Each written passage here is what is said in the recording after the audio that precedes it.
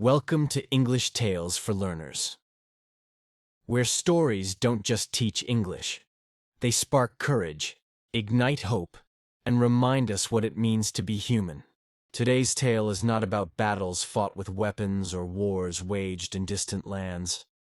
It's about a girl, a book, a pen, and a voice so powerful it echoed across the globe. This is the story of Malala Yousafzai, the girl who spoke when the world demanded silence and changed it forever.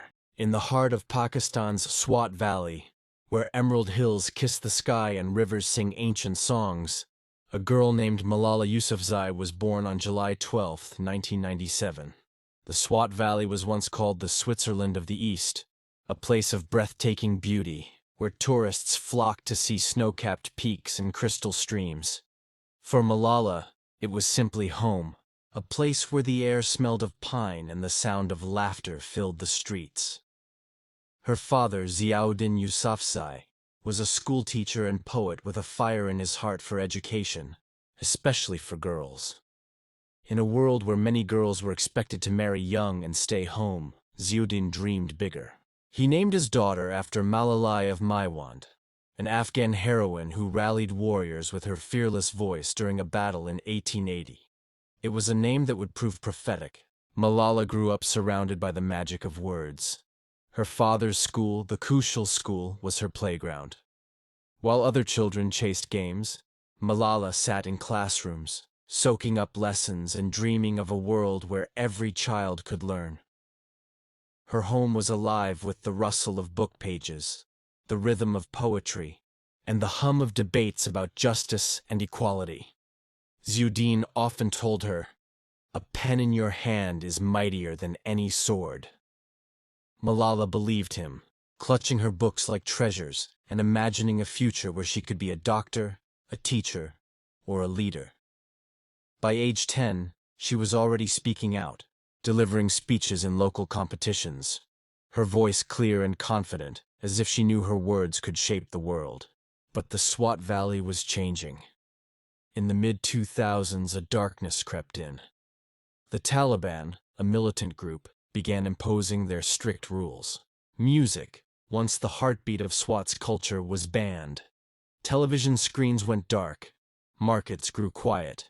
Worst of all, schools, especially girls' schools, became targets. The Taliban believed girls should not be educated. They bombed schools, leaving rubble where classrooms once stood, and declared that girls must stay home, hidden from the world. Malala was just 11 when this shadow fell over her life. She watched friends stop coming to school, saw teachers grow anxious, and felt the weight of fear settle over her valley. Yet she refused to be silenced. She asked her father, "Why should I stop learning? Why should any girl stop learning?" Ziauddin, proud of his daughter's fire, encouraged her to speak out. In 2008, at age 11, Malala gave her first public speech at a local press club.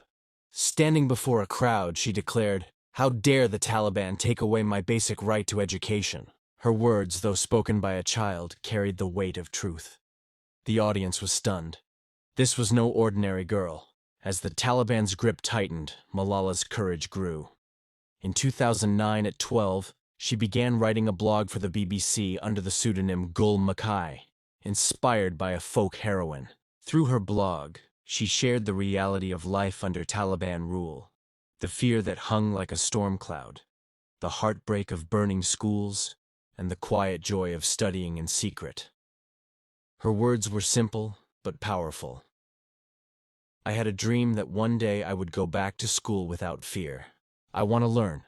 I want to grow. I want to become a doctor, a teacher, a leader." Her blog became a window into a world most couldn't imagine. Readers in London, New York, and Delhi followed Gul Makai's story, not knowing that behind the name was a young girl risking her life to tell the truth. Malala's voice reached places she had never seen, making her a symbol of resistance. By 2011, her identity as Gul Makai was revealed. She began giving interviews, appearing on television, and speaking at events. Wearing her school uniform and clutching her books, she stood tall and said, "Education is the right of every child." Her courage earned her Pakistan's National Youth Peace Prize, but it also made her a target. On October 9, 2012, Malala's life changed forever. She was 15, riding home from school in a van with her friends, laughing about exams. The sun was shining, and for a moment the world felt normal. Then the van stopped. A masked man stepped forward, his eyes cold. He shouted, "Who is Malala?" The girls froze. Before anyone could answer, he fired. A bullet struck Malala in the head. Two friends, Kainat and Shazia, were also injured. The van sped to a hospital as the world seemed to stop. Malala was rushed to a military hospital in Peshawar, then airlifted to Rawalpindi. Her condition was critical. The bullet had damaged her brain, and she was in a coma. Doctors worked tirelessly, but the odds were grim. News of the attack spread like wildfire. People across Pakistan and beyond were horrified. How could a girl, armed only with a pen and a dream, be targeted so brutally? The world responded with an outpouring of support. Candlelight vigils lit up cities from Islamabad to London. Children, parents, and leaders wrote letters and shared prayers. Hashtags like Joy I Am Malala trended online. Her story wasn't just news. It was a call to action. Malala was flown to a hospital in Birmingham, UK, where specialists performed life-saving surgeries. For days the world waited. Would she survive? Would her voice be heard again? Then, a miracle happened. Malala woke up. Her first thought, as she later shared, was, "Thank God I'm alive." Despite the bullet and the surgeries, her spirit was unbroken. She had lost part of her skull, replaced with a titanium plate, but not her courage, not her dream. As she recovered in the UK, far from her beloved Swat Valley, Malala's voice grew louder. On July 12, 2013, her 16th birthday, she stood before the United Nations in New York. Wearing a pink shawl that once belonged to Pakistan's late Prime Minister Benazir Bhutto, she spoke with a clarity that moved the world. "The terrorists thought they would change my aims and stop my ambitions, but nothing changed in my life except this. Weakness, fear, and hopelessness died. Strength, power, and courage were born." Her speech was a turning point, not just about her survival, but about her mission. She called for universal education, declaring, "One child, one teacher, one book, and one pen can change the world." The UN declared July 12th Malala Day, but she humbly said, "This is not my day. It is the day of every child who wants to learn." Malala's story didn't end with her recovery. It was only the beginning. In 2013, she co-authored her memoir, I Am Malala, sharing her journey from Swat to the global stage. The book became a bestseller, translated into dozens of languages, inspiring readers to believe in the power of education. She founded the Malala Fund, a non-profit dedicated to ensuring every girl has access to 12 years of free, safe, quality education. The fund supports projects in countries like Pakistan, Afghanistan, Nigeria, and Jordan, helping girls overcome barriers like poverty and conflict.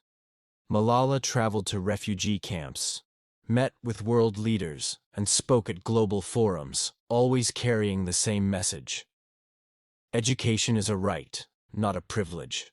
In 2014, at just 17, Malala became the youngest ever recipient of the Nobel Peace Prize, sharing the honor with Indian activist Kailash Satyarthi. The Nobel Committee praised her heroic struggle for girls' education. But for Malala, the award was a platform to amplify her mission. Behind the speeches and awards, she remained a girl who missed her valley, the mountains, the rivers, the laughter of friends. She longed for the days when she could walk to school without fear, yet she carried her home in her heart, using her pain to fuel her purpose. In 2017, she achieved another dream: acceptance to Oxford University, where she studied philosophy, politics, and economics. She approached her studies with the same determination, balancing essays and exams with her global advocacy. She graduated in 2020, smiling like the student she always was, proving even a Nobel laureate can feel nervous about finals. Malala's life is a testament to resilience. She once said, "They thought the bullet would silence me, but they only made my voice louder." Today, she continues to speak out, whether meeting girls in remote villages or addressing world leaders. Her message is simple but profound. Education empowers, unites, and transforms. Her story is more than a biography. It's a reminder that one voice, even a young one, can change the world. It's a call to every girl who dreams, every boy who believes in equality, and every person who refuses to be silenced. Her courage teaches us that fear is powerful, but hope is stronger. Her life shows us that a single pen can rewrite the future. At English Tales for Learners, we share stories like Malala's to inspire you, not just to learn English, but to find your own voice. Her words, strength, and journey offer lessons in vocabulary, grammar, and expression. But more importantly, they teach resilience, compassion, and the power of standing up for what's right. What did Malala's story teach you? Share your thoughts in the comments below. Try this sentence. Malala inspires me to. Like, share, and subscribe to English Tales for Learners. For more stories that touch the heart and sharpen your English skills. Practice your English. Write a short paragraph about someone who inspires you, using at least 3 new words from this story.